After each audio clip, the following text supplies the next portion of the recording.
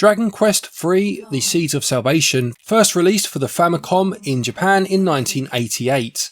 It received a North American release some 4 years later under the title of Dragon Warrior 3, but was one of a whole host of RPGs that didn't release in Europe, and therefore I never got to play as a kid.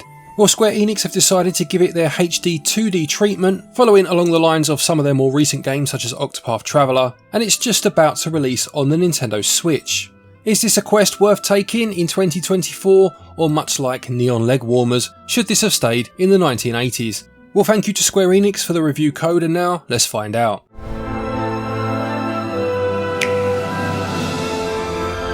Starting with the story then, and you play as the child of the legendary hero Ortega. On your 16th birthday, you are summoned by the king of your hometown of Alian and charged with ridding the world of the evil of Archfiend Baramos, a quest that your father tried to fulfill many years ago but was ultimately unsuccessful. Despite being the third game in the series and being the final part of the Erdrick trilogy, this game actually takes place chronologically before the other two games, meaning that you can jump in at this point with no problems at all. The first two games in the Dragon Quest series are going to receive the HD-2D treatment at a later date. So moving on to gameplay then, and the first thing that you need to do before setting off on your quest is recruit 3 allies. You do this at a local tavern, and you can choose from a number of different classes or occupations, and there will be preset characters that you can choose from each class, or you can design your own characters to take along with you. As far as I understand, bear in mind of course, as I said at the beginning, this is a game that didn't release in my region all those years ago, but this takes elements from a remaster that came out for the Super Famicom and the Game Boy Color back in the 90s, which added features to the original game, but has also added further elements of its own, meaning that this is almost an ultimate version of this particular game. You'll travel across an overworld map visiting various towns, dungeons, caves, etc., generally looking for an item of some description that you need to ultimately be successful in your quest. There are a number of NPCs that you'll bump into along the way, some of which will give you a quest of their own. Others may drop helpful hints as to what you need to do next, or how to solve some of the light puzzling that you'll come across occasionally. Others are just there to build the world, making it seem much more lived in. The towns will have a variety of shops in, some of which you can buy items, consumables that you'll need to use as you go along, or weapons and armour that you can equip to your characters, provided their class allows, and there are also churches that you can save your game in, and inns where you can sleep to refill your health for a price. You'll need to do all of this because as you move out into the world map, you'll find yourself embroiled in random battles. These are done in the traditional way of not being visible on the map, and the screen will flash, taking you into the battle scene after you've walked a certain number of steps. The combat itself is turn-based, with you in charge of all 4 of your characters, although you can set them basic commands, allowing them to fight independently. These range from having a balanced outlook, focusing purely on healing, or trying to conserve your magic points. Onto that then, you have health points and magic points, and again these work in a very traditional way. Every time you receive damage from an enemy, you will lose health points, and every time you use a spell or an ability, you will consume magic points. Spells are a big part of this game. A number of different classes can learn them, and as you move up through the levels by being successful in battle, a number of different spells become available to you. While spells are used in a whole host of RPGs of course, I don't remember playing many where you had quite as much choice in terms of just how many spells there are. These could be buffs or debuff spells, or ones that focus on damaging an enemy, perhaps through some sort of elemental damage, or sometimes just making the enemy vanish into thin air. Abilities are slightly different in that although they use MP, they aren't spells. These come into play more for your characters that aren't magic based, your warrior for example, and could guarantee that you go first in battle, or that enemies focus all of their attention on you, almost like an aggro system, allowing other characters to get a reprieve.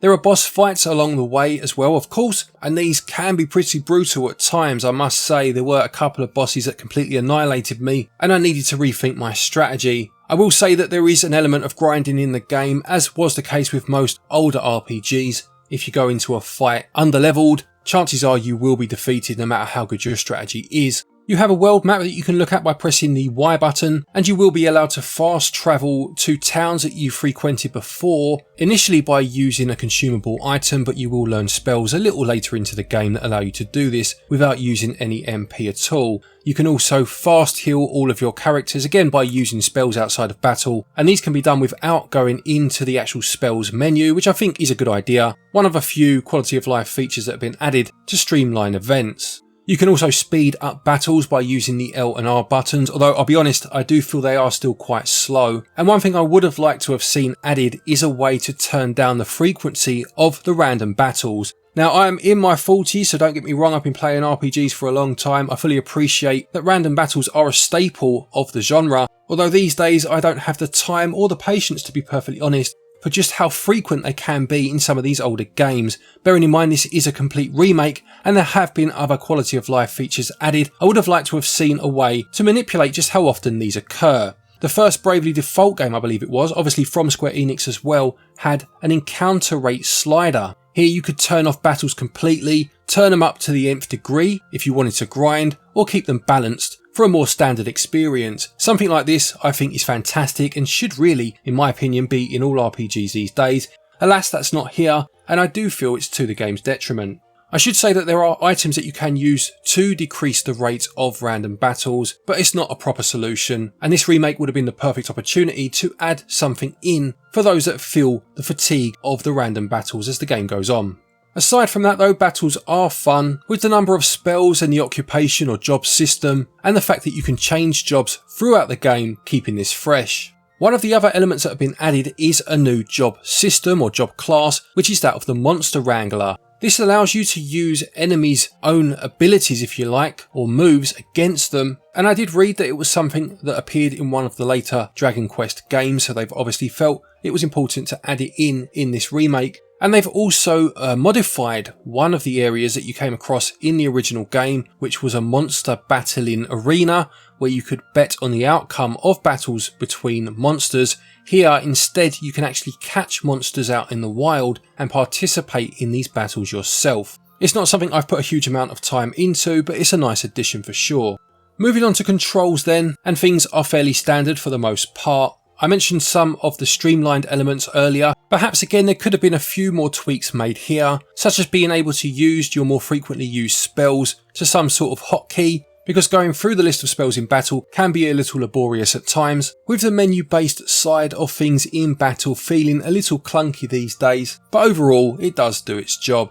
Gameplay is a very interesting blast from the past. This is unapologetically traditional and old school in its approach, and I do feel a couple of tweaks here in terms of quality of life features could have really elevated this to a whole new level, but what's here is still great, and gameplay gets 17 out of 20. Controls by the same token have added some bits to make it feel more like a modern game, but there could have been a little more added here in my opinion. On the whole, they also get 17 out of 20. Now, in terms of the visuals, as we've already said, this is a HD-2D remake using Square Enix's relatively new graphical style that they introduced in the first Octopath Traveler. I'll be honest, this is a style that still surprises me. It's one that I feel at some point soon surely must start to feel a little oversaturated, but every time Square Enix use it again, it looks just as fantastic. The flat sprites against the 3D backgrounds make for an interesting juxtaposition, but it's those 3D backgrounds themselves that are really the star of the show, and in particular the use of light and shadow. The lighting used in this game is quite simply stunning. From the reflection of the sun on the water, to the stained glass windows of the church reflecting onto the sand of an evening, it just looks fantastic. There's a nice variety in towns that you'll visit as you go along, with areas based on real world countries if what I read is correct from the original game, but obviously with a medieval fantasy element thrown in for good measure. You have towns populated by fairies, you have vast barren deserts, more lush and green woodland style towns, as well as those more heavily built up owing to the monarchy living there. The use of blur effects in the background as you make your way high up a tower and can just see the towns in the distance is absolutely mind-blowing, and I mean it when I say that there were times when I stopped playing and just had a look round for a second just to take it all in. I feel some of the character sprites in their 2D forms, more so in the towns, did sometimes look a bit awkward in how they were positioned, but this isn't the case when you're in battle, and I loved that over the shoulder look as your heroes face their enemy, capes flowing in the wind. It really gave me a classic Dungeons and Dragons or dungeon crawler vibe from games back in the 80s and 90s. In terms of the audio, it has the classic themes that you would expect from a Dragon Quest game. The late Koichi Sugiyama being involved in the original game, as he was with the vast majority of this series, and it has that triumphant feel to it as you march across the land ready for battle.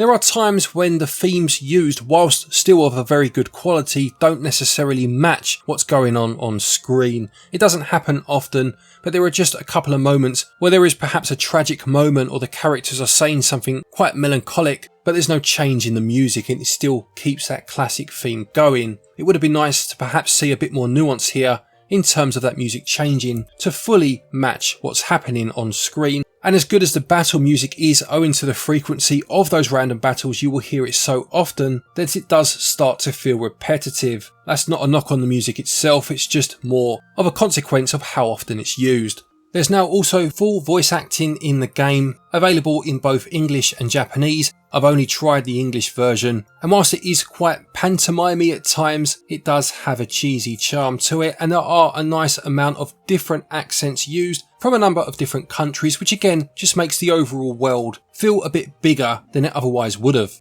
Visuals look quite simply stunning. Square Enix really are onto a winner with this HD-2D style, and they seem to perfect it a little more each time they use it. They received 19 out of 20. Music, by the same token, is fantastic. That classic Dragon Quest theme never gets old. It's just a shame there are times when it doesn't quite fit with what's actually happening on screen, albeit this is few and far between. It gets 18 out of 20. Dragon Quest III HD-2D Remake costs £49.99 and regional equivalents are on your screen now. This is, as we've said, a ground up remake. So much work has gone into it, it's effectively a new game by this point, and I do respect the fact that it does keep that old school feel. This feels like a game you played back in the 80s or 90s, but also feels like it's had the love put in to not just be a new coat of paint over the top of it. I like the quality of life features that have been added and some of the new gameplay features, and I do think it's fantastic that we are getting RPGs from back in the day, with most of them never releasing in Europe, so an extra bonus if you live over here, in this beautiful HD 2D style. There are a few more quality of life features that I would have liked to have seen added, and bearing in mind it is a full remake, I don't think it's beyond the realms of possibility that these should have been in here. It would have really made this the ultimate experience. But in terms of the gameplay itself, it's very solid and holds up incredibly well. Value gets 17 out of 20. To conclude, Dragon Quest III HD 2D Remake continues Square Enix's recent tradition of taking a classic RPG that perhaps wasn't known to as wide an audience as it would have been these days, and rectifying that by releasing it in a brand new form for everyone to enjoy, whether that be for the first time or all over again. The HD 2D style continues to amaze me in just how good it looks each time, with those light effects and the blurring in the background really taking my breath away at times. At the risk of sounding like a broken record, I do feel that the random battles are too frequent, and I would have liked to have seen a way to make this easier to deal with. But aside from this is a classic game that deserves the love it's been given here, and personally, I can't wait to see what happens with the first two entries in this trilogy.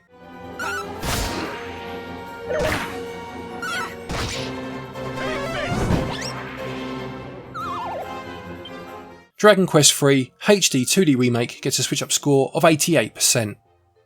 Thank you everybody for watching this review, I hope you enjoyed it. Please do remember to leave a like if you did.